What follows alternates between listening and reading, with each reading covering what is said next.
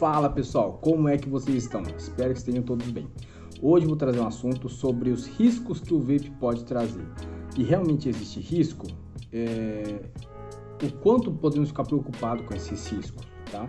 Então hoje vou trazer um assunto bem bacana. Vai ser na verdade 4 assuntos, tá? Que são de 4 componentes, mas vou ter que dividir em 4 vídeos, senão vai ficar muito extenso o vídeo e depois dá trabalho de digitar e tudo mais.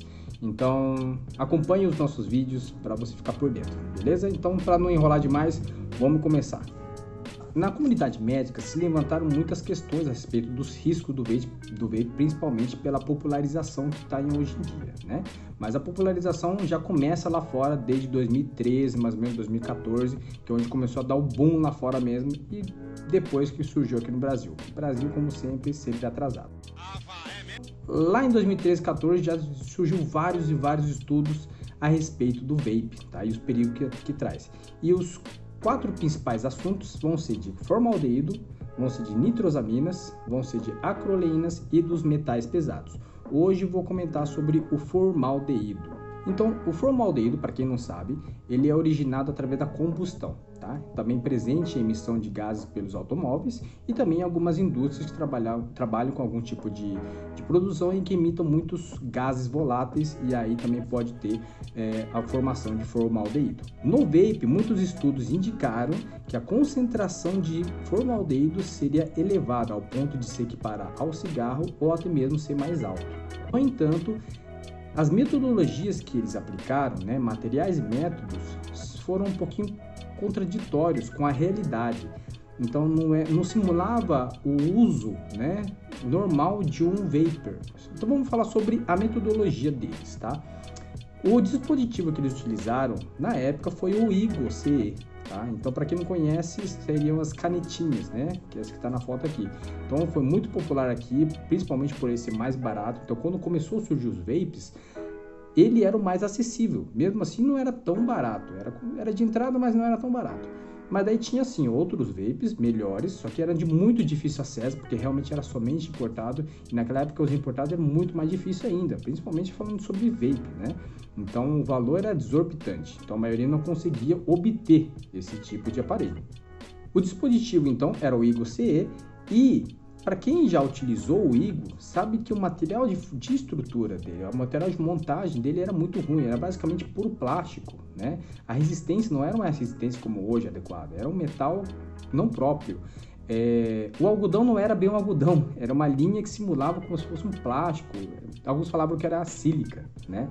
Então, quando você utilizava ele, você, nas primeiras puxadas, às vezes você sentia aquele gosto de queimado, de plástico com química, e aí nisso já dava aquele ranço, né? Meio ruim, apertava o peito já ficava aquela sensação horrível no peito, mas beleza, era o que tinha na época, né? E a base de estudo foi em cima dele. Agora eu entendi! Outro ponto levantado pela metodologia foi a questão das potências utilizadas. Então eles utilizaram potência de 3 volts, de 3 a 5 volts e acima de 5 volts. Até 3, 3,5, 4 no máximo é sim uma potência que a maioria dos vapers vai acabar utilizando. No entanto, acima de 5, a potência empregada teria de ser muito maior, colocando aqui, por exemplo, uma resistência de valor de 0,2 até 0,3. Então, a potência em watts a ser aplicada seria mais ou menos em torno de 80, de 70 a 80 watts para cima. Então, é um valor que é muito alto. Lógico que tem alguns usuários que gostam de um vapor mais quente, mas a maioria não gosta desse tipo de experiência no vapor, principalmente aqui no Brasil. O pessoal prefere um vapor mais gelado, mais morno, né, mais fresquinho. Então, em potências muito altas, a quantidade de formaldeído foi relatada como sendo muito alta, e em potências de 3 volts para baixo, até mesmo esse próprio estudo que tentou, né, trazer os riscos do vape, diz que não conseguiram obter quantidades significativas de formaldeído.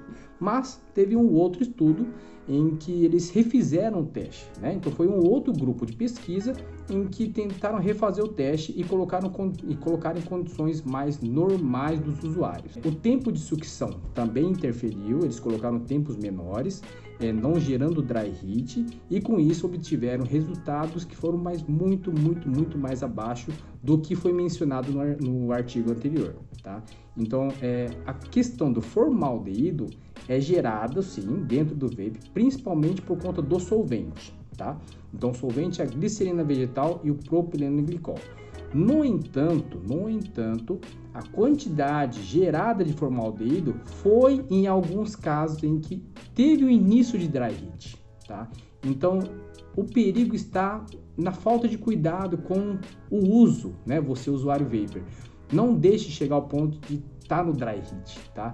Então, porque quando você está no dry heat, você está inalando a combustão. Então, você está inalando o algodão queimado, o metal ali que está atingindo temperaturas maiores também está demandando alguns compostos voláteis, né?